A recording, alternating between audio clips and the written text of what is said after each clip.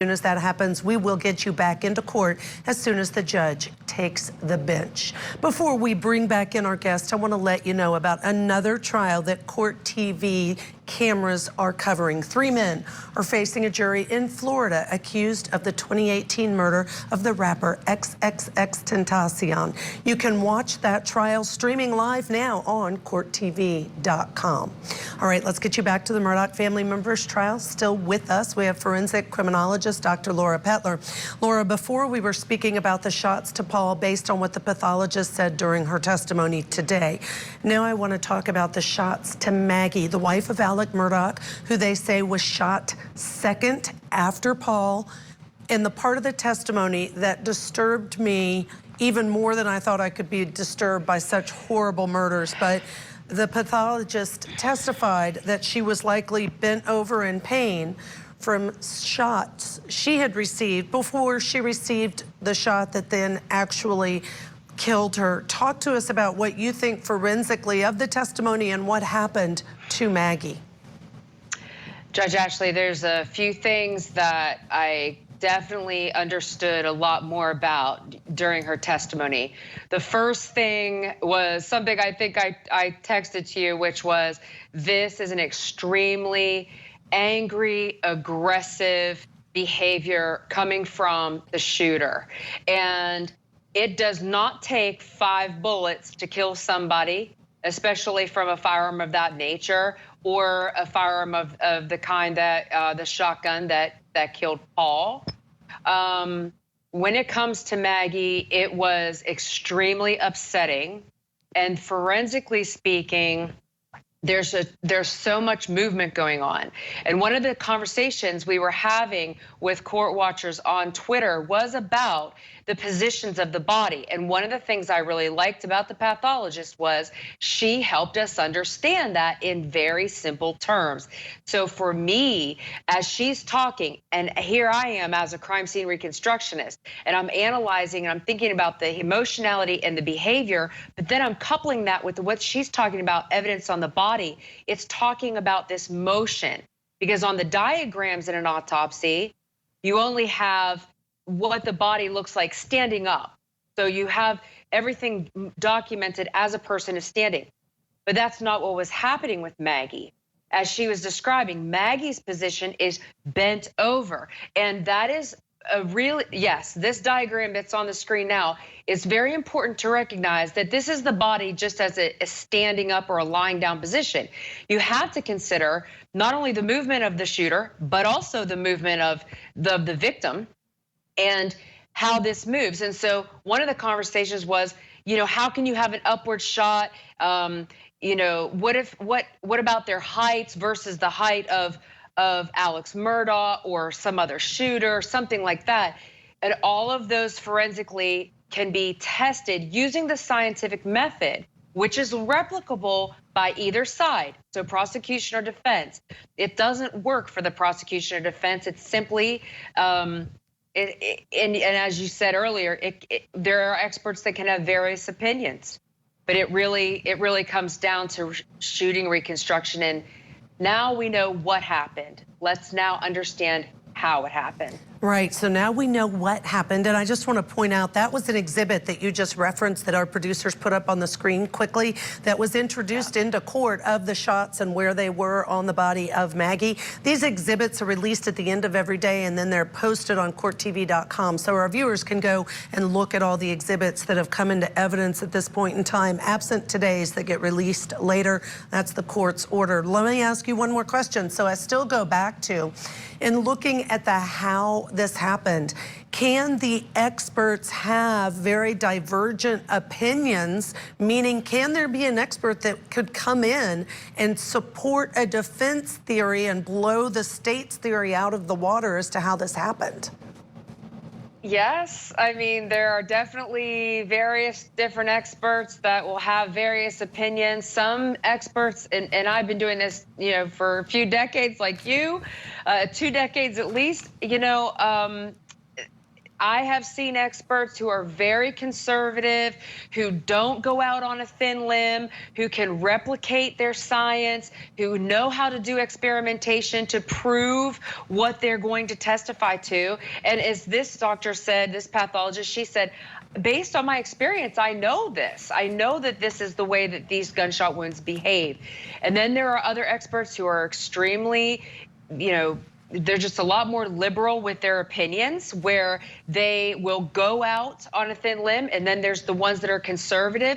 Can you have a conflict between literally two pathologists that think an exit wound is an entrance wound and an entrance wound is an exit wound?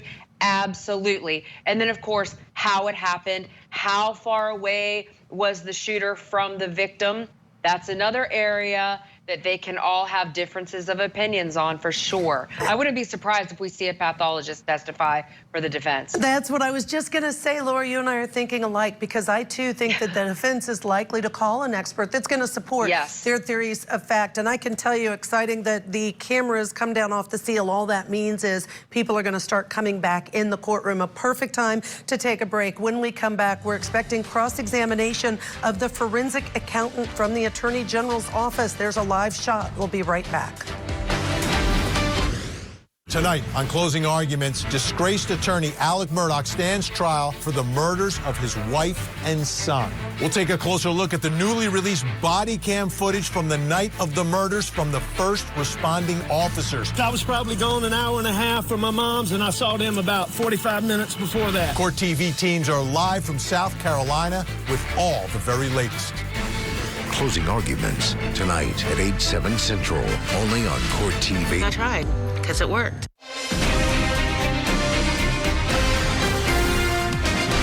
And our Court TV cameras are in South Carolina this afternoon for the Murdaugh family murders trial. Alec Murdaugh has pleaded not guilty to 2 counts of murder for the fatal shootings of his wife, Maggie, and his own son, 22-year-old Paul, back in June of 2021. Now, the state, on one hand, believes that Murdaugh killed them to hide his alleged $1 million schemes. The defense says he didn't do it. We want to get you right back into court. They've returned from the lunch break. You are not missing a moment of any of this testimony. Right now, the defense is beginning cross-examination of a forensic accountant, Carson Burney. Let's go back to court. Sir.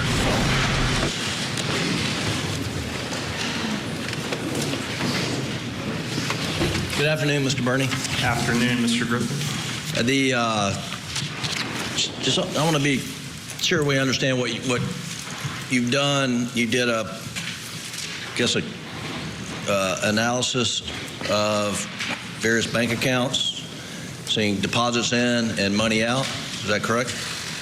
So for the tracing, it was specifically the alleged stolen funds. I would just trace them out as they went through the bank accounts using that first in, first out method. I mean, did you analyze any accounts that were stolen, what you contend to be stolen funds were not deposited into? There's probably 1 or 2 accounts, maybe stolen money didn't hit, but any account under Alex Murdaugh's name at Palmetto State Bank and Bank of America, those were the primary 2 accounts. But I mean, you're aware that he earned income as a practicing attorney? Yes, yes. And did you segregate that monthly income from? Yes, so what I would do is prior to these funds going into those accounts, using that first in, first out method, I would completely deplete whatever income or deposit was in that account prior to, so we could separate each check out. And you, in your testimony here today, you for the most part, limited your analysis to the $792,000 of the Ferris fee. Is that right? Yeah, that's the only tracing we went over today. Okay, and then at the end you testified about essentially Mr. Murdaugh's, I guess it was a analysis of liabilities versus assets. Right. About whether he had enough to pay A, B, and C. Right, so what I did for the date of June 7th, the accounts we had, I looked at balances in addition to outstanding loans. So that's how I was able to determine that. And that was just purely balances in financial accounts, is that right? That's correct. And did that include any analysis of his 401k or retirement account? No, in the balance sheet I had no, because those were in retirement accounts. Okay. So obviously, you know, you have tax implications and penalties and fees associated with those. And did that analysis include the value of any real estate holdings? So I was just looking at outstanding what he owed the bank. Did that? I didn't have up to date June 7th, 2021 appraisals for every land he owned. Sure. And I think we all understood your answer, but your answer is no, it did not include an analysis of any equity in real estate holdings. Is that correct? No, because I would not be able to determine that to the date. And your analysis also did not include any interest he may have in real estate partnerships, correct? Such as Redbeard and Zero United. Well, let's start there. Redbeard and Zero United. So I just had the loan statements and the outstanding principal on that, and as we know, they were charged off, I believe, in 2012, and interest was accruing, but this is just a principal balance that I was looking at. Right, but you didn't look to see what the value of Redbeard was and the value of United was. No, I had no idea what they would have been in June 7th, 2021. And were you aware that he was had an equity interest in a real estate partnership that owned the PMPED law firm building in Hampton? I became aware when I saw he was paid out of that account at the end in October, I believe. And then I would see occasionally, I called them rent checks. I think every month or so he would get a few thousand from that ownership. But in your testimony of sort of a snapshot on June 7th, you didn't take into account the value of his interest in the PMPED law firm building, did you? So I was looking at liquid assets, so would he have the ability that day to pay those amounts? Okay. All right. And I take it then you also didn't take into account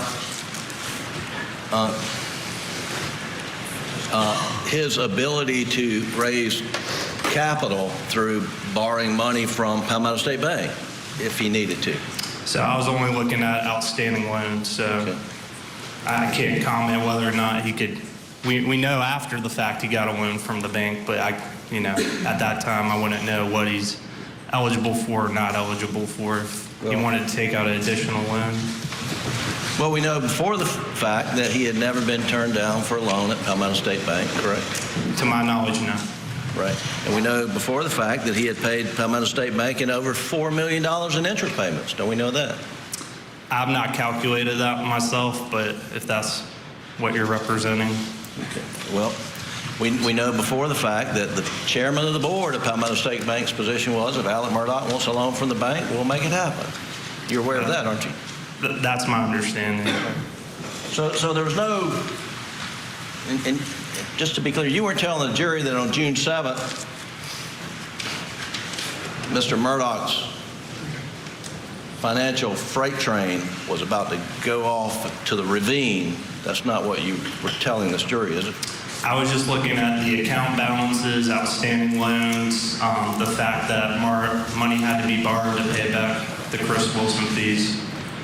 And he borrowed money from his partner, Johnny Parker. Is that right? That's correct. And you know before the fact that Mr. Parker frequently loaned money to other partners in the firm because the cash flow in their business was, not great until the end of the year. I know Johnny Parker loaned Alex money. I'm not sure about the other partners, but you are correct. He did loan him money. Now, in your analysis of the $792,000, you testified that that a large percent of the money went to associates and then other then the rest went to pay credit card bills, right? Generally speaking, without getting into a granular level. Sure. Well, can you generally tell me approximately how much money of the $792,000 was sent to Curtis Eddie Smith? From my tracing, approximately $500,000. Of the $792? Of the $792, yes, sir. Okay. All right. 1 second, Your Honor.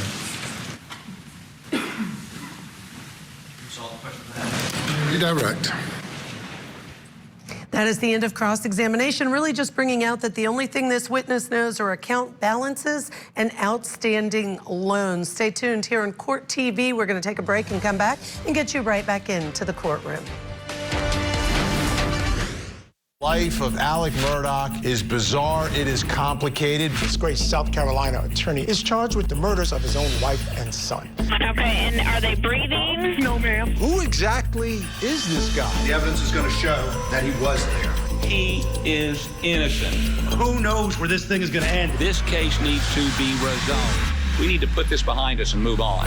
Murdaugh family murders. Live coverage today, only on Court TV.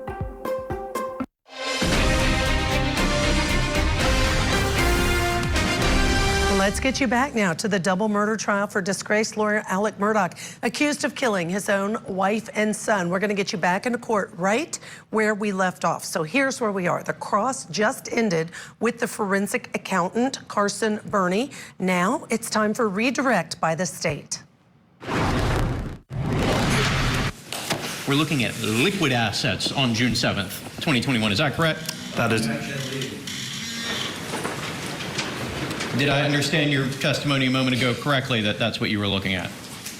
Yes.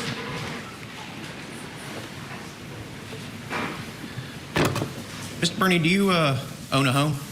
I do. So you've gone through the process of purchasing land before, is that correct? A couple of times, yes, sir. A couple of times. When you were buying, or let me rephrase my question here, did you ever sell any real estate? I have once. Was it an instant process or did it take some time? It took months. Months? From listing to closing, yes. So, did you get the money for your real estate right when you sold it, or did it take all the way to closing to get that money? Took all the way to closing. So if Mr. Murdaugh needed money from his real estate interests through sell, would that have taken some time? I imagine, yes.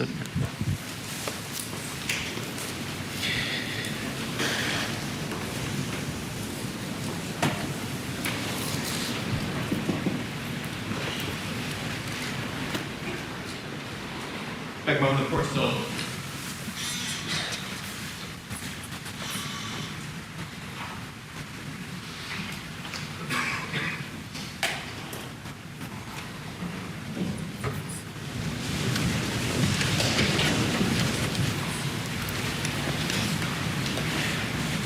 Did I hear you correctly a moment ago in your testimony, or acknowledge in your testimony the possibility that Mr. Murdaugh paid over $4 million in interest to Palmetto State Bank on various loans? That's what Mr. Griffin represented. I had not done the calculations myself. As you indicated a moment ago, what was your aim again in tracing these funds? Looking at their ultimate dispositions, where the money went to. Right. Did you start with particular instruments and then go from there? I did. And in analyzing where the funds from those instruments went, did a portion of those instruments go to loan payments? Yes. At Palmetto State Bank? Yes. Loan payments at Palmetto State Bank and to pay back loans from other individuals. And did a significant portion of those funds go towards paying that $4+ million in interest to Palmetto State Bank? Yes. And did that represent a significant portion of where the stolen funds were ultimately disposed? Yes. No further questions, Your Honor. Your Honor. All right, we know the next witness will be called to the courtroom. While we wait, let's bring in forensic criminologist Dr. Laura Pettler. And Laura, I'm glad to have a non-attorney because I have to ask you this from the non-legal perspective. Hearing this testimony about bottom line, this witness could say where the money went, and a lot of money went, even back to the bank, loan payments, more than $4 million of interest. Do you think that's a motive that a jury might buy as a reason why Alec Murdaugh allegedly killed the wife and the son?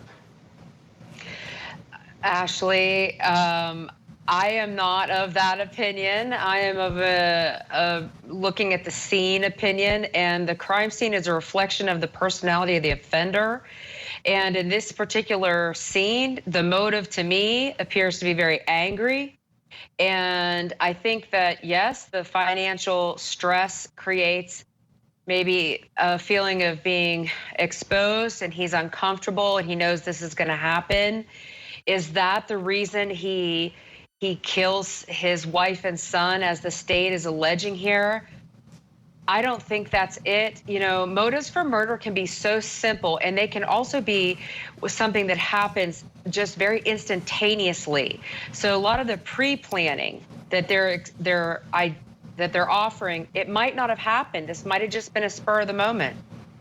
Well, we're just going to have to wait and see what is this jury going to do. But listen, now the testimony, it's going to get good, folks. Marion Proctor, Maggie Murdaugh's sister, has taken the witness stand. Let's go back into court. I'm Marion Proctor, Proctor. Good afternoon, Ms. Proctor. Hi. Go ahead and tell the jury, do you have any relationship to Maggie and Paul? I am Maggie's sister, and Paul is my nephew. Can you pull that mic just a little bit closer or slide your chair up just a little bit so you don't have to lean forward? Okay. And is that a fresh bottle of water there? It is. Oh, it is? That's your water? Yes. Go ahead and, if you would, tell us a little bit about yourself, just where you grew up, and just a little bit about yourself, so they get to know you just a little bit, please. Okay. I grew up in Wilmington, North Carolina. Maggie and I did. She was my only sibling with two parents, and we both went to college, both married, both lived in South Carolina. We've been here ever since. I'm married. I have 3 daughters, and we live in the Charleston area. Where did Maggie go to college? South Carolina. Did she go somewhere else and then transfer to South Carolina? She did. How far apart are you and Maggie? 5 years. And your parents, what are their names? Terry and Kennedy. And do y'all have any other siblings, or was it just you and Maggie? Just Maggie and me. Growing up, being 7 years apart as younger folks, was that a bit of an age difference as y'all grew up? It was. For children, that's a lot. So, I was in college. She was in high school. So we weren't super close when we were children, but later on, as our lives became more similar, we became very close. And how long ago do you think that relationship grew very close? When the children were little, we did a lot together. It was easy. As they got older with, their commitment, sports and things like that, it was mostly holidays, Christmas, Thanksgiving. And then when we both became empty nesters, we were having a really good time. Y'all talk almost every day? Almost every day. Tell the jury a little bit about Maggie. How would you describe her to somebody, just so they can get an idea of who she was? Maggie was sweet. She was kind of a free spirit. She was always up for anything that was going on. She loved her family. She loved her boys. Buster and Paul were her world. She loved my parents. We, joked how we would grow old together and take care of them. And She was just a really, really good person. Was Maggie a tomboy at all, or was she more of a girl's girl? No, she was definitely a girl's girl, but she made the best of having two boys. She was right in there fishing, hunting. She didn't grow up doing that. We used to laugh that she'd get in the deer stand with her Southern Living magazine, and the boys would tell her she was making too much noise turning the pages.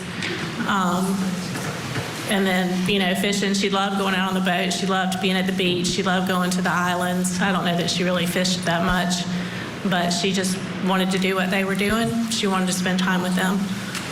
What about the Gamecocks? She was a big Gamecock fan. Are you a Gamecock fan? I'm a big Clemson fan. Y'all still managed to get along, though? We got along great. We did.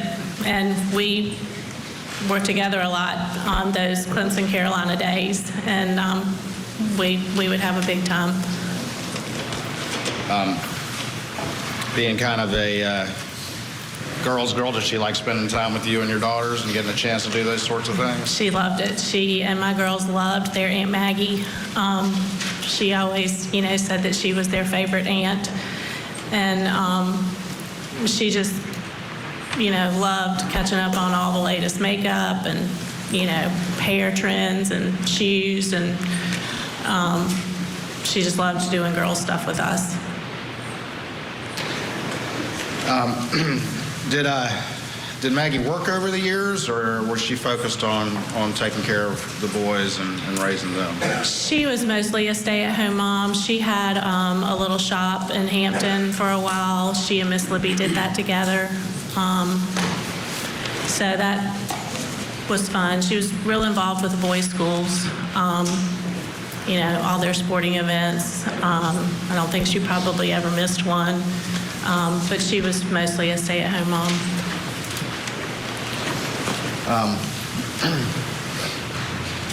What about Paul? Did you get to know him, obviously, as your nephew? Yes. Tell the jury just a little bit about Paul and what he was like. Paul was a sweet, sweet boy, misrepresented in the media. He had such a kind side to him. He was always wanting to help. You know, Aunt Marion, does Uncle Bart need some wood? He'd bring us a load of wood. He was a kind soul, and I loved him a lot. We are approaching the top of the hour. I want us to say goodbye and thank you to Dr. Laura Pettler. And this testimony really painting the picture of who was Maggie Murdaugh. Stay tuned. We're going to get you back into South Carolina right where we left off.